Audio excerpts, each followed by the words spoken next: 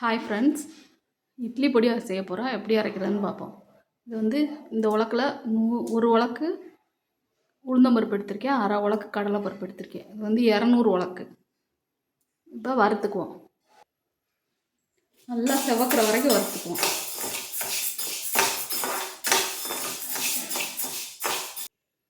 Medium ஃப்ளேம்லேயே வச்சு வறுக்கணும். அப்போ தான் கருகாமல் இருக்கும், உள்ளே எல்லாம் நல்லா செவந்து வரும்.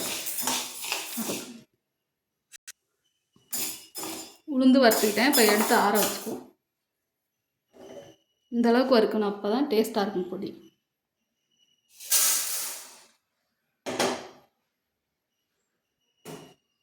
கடலைப்பருப்பு வச்சுருக்கேன், அதையும் வறுத்துக்கேன்.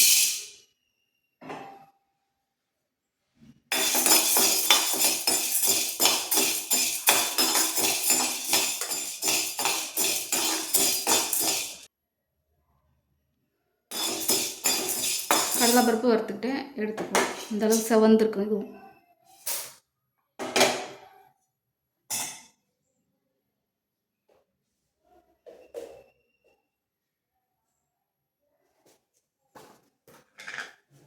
எள்ளு கொஞ்சம் சேர்த்துக்கிறேன்.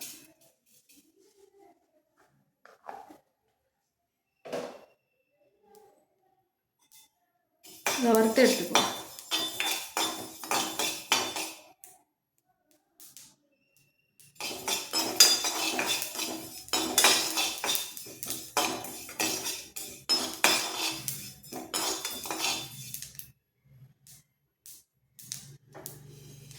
நல்லா வெடிக்க ஆரம்பிச்சிச்சு. இப்போ எடுத்துக்கோங்க.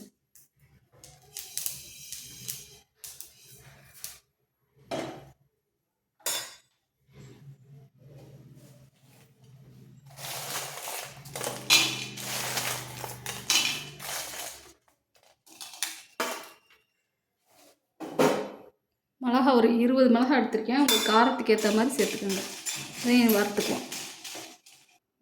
மிளகா அந்தளவுக்கு வறுபட்டுருச்சு, போதும். கலர் மாறிடாமல் எடுத்துக்குவோம்.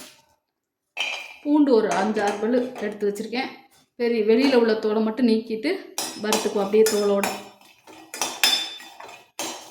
கொஞ்சம் நேரம் வறுத்து விட்டுக்குவோம். வறுத்துக்கிட்டேன், அதையும் எடுத்துக்குவோம்.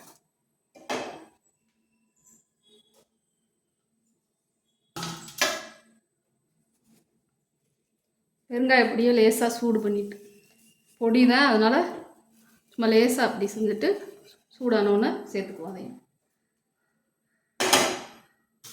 கருவேப்பிலை உருவிட்டு கழுவி காய வச்சு எடுத்துருக்கேன். நல்லா காஞ்சிருச்சு, அதையும் சேர்த்துக்குவோம். கருவேப்பிலை சேர்த்து நல்லது. பொடியை அரைச்சிட்டா குழந்தைங்கள்லாம் சாப்பிட்ருவாங்க. பொடியும் நல்லா வாசமாக இருக்கும். இதையும் கொஞ்சம் நேரம் வறுத்துக்குவோம்.